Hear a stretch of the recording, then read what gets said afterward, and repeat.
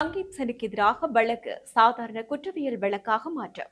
பாராளுமன்றத்தின் சிறப்புரிமைகள் பிரபாகரனின் மகன் விவகாரம் பேசப்பட்டது. ஆளுங்கட்சி குற்றச்சாட்டு. சுரேஷ் உடல்நிலை மோசமடைகிறது. உறவினர்கள் குற்றச்சாட்டு. காணி உரிமைக்காக இன்று மக்கள் போராட்டம். போர் ஒப்பந்தம் இறுதி செய்யப்படவில்லை. ஈரான் அறிவிப்பு. வணக்கம், இது யூரோப் தமிழின் இரவு நேர பிரதான செய்திகள். செய்திகளுடன் இணைந்திருக்கும் நான் நோமிகா சாந்தகுமார்.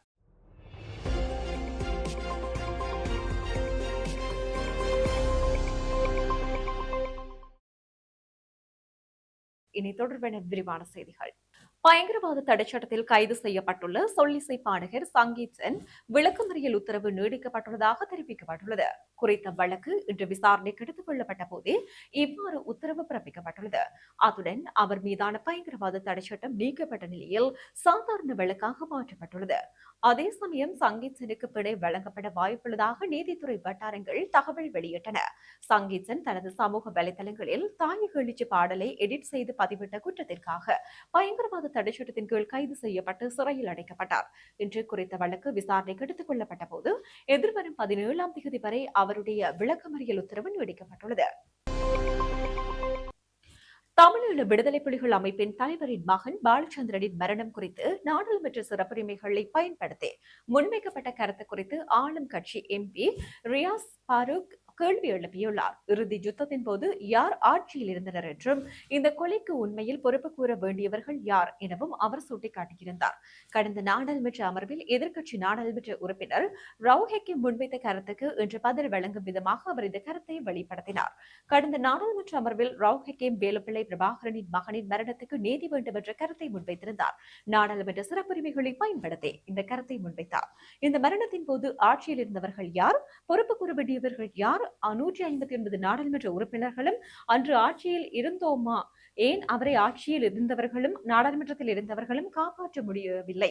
தமிழீழ விடுதலை புலிகளினுடைய அமைப்பின் தலைவர் வேலுப்பிள்ளை பிரபாகரனின் இளைய மகன் பாலச்சந்திரனின் படுகொலையானது ஒரு போர்க்குற்றமாகும் என அவர் தெரிவித்தார். அரசு புலனாய்வு சேவையின் முன்னாள் பணிப்பாளர் சுரேஷ் ஆரோக்கிய நிலைமை நாளுக்கு நாள் மோசமடைந்து வருவதாக அவரது குடும்ப உறவினர்கள் தெரிவித்தனர். இன்று முற்பகல் அவரது நலன் குறித்து கேட்டறிந்த பின்னர் ஊடகங்களிடம் பேசிய உறவினர்கள் அவரின் உடல்நிலை தொடர்ந்து மோசமடைந்து வருவதால் அவரது உயிருக்கு கணிசமான அச்சுறுத்தல் ஏற்பட்டுள்ளதாக குறிப்பிட்டிருக்கிறார். இதேவேளை சுரேஷ் தொடர்பாக அஸ்கிரிய விகாரையின் மகாநாயக்க தேரர் கலாநிதி வரக்கூட ஞானரத்ன மகாநாயக்க தேரரும் ஜனாதிபதிக்கு கடிதம் ஒன்றை அனுப்பியுள்ளார். சுரேஷ் மனைவி அஸ்கிரிய விகாரைக்கு வருகை தந்து தனது கணவர் சார்பாக கோரிக்கை விடுத்ததாக இந்த கடிதத்தில் மகாநாயக்க தேரர் சுட்டிக்காட்டியுள்ளார். தன் கணவரும் ஏதேனும் நிவாரணத்தை பெற்றுக் கொடுக்க உதவுமாறு அவர் கேட்டுக் கொண்டதாகவும் அந்த வேண்டுகோளை ஜனாதிபதியின் கவனத்திற்கு கொண்டு சென்று தகுந்த நடவடிக்கை எடுக்குமாறு சாலையின் மனைவி கேட்டுக் கொண்டதாக அஸ்கிரிய மகாநாயக்க தேரர் ஜனாதிபதிக்கு தெரிவித்தார். வலிவடக்கு பகுதியில் உயர் பாதுகாப்பு வலயமாக உள்ள தமது காணிகளை விடுவிக்க கோரி காணி உரிமையாளர்கள் ராணுவத்தினரின் கொமாண்டோ பங்களா முன்பாக இன்று வெள்ளிக்கிழமை அமைதி வழியில் போராட்டத்தை முன்னெடுத்தனர். வலிவடக்கு பலாலியைச் சேர்ந்த மக்கள் கடந்த 1990ஆம் ஆண்டு யூன் மாத கால பகுதியில் அவர்களது சொந்த இடங்களில் இருந்து வெளியேற்றப்பட்ட பின்னர் அந்த பகுதி உயர் பாதுகாப்பு வலயமாக காணப்படுகிறது. யுத்தம் முடிவடைந்து 17 வருடங்கள் கடந்த நிலையிலும் அந்த பகுதிகளில் இருந்து பாதுகாப்பு தரப்பினர் வெளியேறாத நிலையில் அவை உயர் பாதுகாப்பு வலயமாகவே காணப்படுகிறது. இந்த நிலையில் தமது 650 ஏக்கர் வரையிலான காணிகளை விடுவிக்குமாறு பல வருடங்களாக காணி உரிமையாளர்கள் போராடி வரும் நிலையில் காணிகள் விடுவிக்கப்படாத நிலையில் காணிகளை விடுவிக்குமாறு ஒவ்வொரு வெள்ளிக்கிழமைகளிலும் போராட்டங்களை முன்னெடுப்பதாக காணி உரிமையாளர்கள் முடிவெடுத்திருந்த நிலையில் இன்றைய தினம் வெள்ளிக்கிழமையும் போராட்டத்தை முன்னெடுத்தனர். எதிர்வரும் திங்கட்கிழமை யாழ்ப்பாணம் அரசாங்க அதிபர் செயலகத்திற்கு முன்பாக பாரிய போராட்டம் ஒன்று முன்னெடுக்கப்பட உள்ளதாக போராட்டக்காரர்கள் தெரிவித்தனர். இதன்போது வடக்கு மாகாண அவைத் தலைவர் CVK சிவஞானம், வலிகாமம் தெற்கு பிரதேச சபையின் தவிசாளர் தி பிரகாஷ், பருத்தித்துறை நகர சபையின் தவிசாளர் டக்ளஸ் போல் மற்றும் பொதுமக்கள் காணி உரிமையாளர்கள் என பலரும் கலந்து கொண்டனர். அமெரிக்காவுடன் எந்தவிதமான விசேட போர் ஒப்பந்தமும் இன்னும் இறுதி செய்யப்படவில்லை என ஈரான் உத்தியோகபூர்வமாக அறிவித்துள்ளது. இதே நேரம் உலகளாவிய எரிபொருள் விநியோகத்தின் முக்கிய பாதையான ஹார்மோஸ் நீரிணையின் கப்பல் போக்குவரத்து எந்தவித தடையுமின்றி வழக்கம் போல் தொடர்வதாக சர்வதேச ஊடகங்கள் செய்தி வெளியிட்டுள்ளன.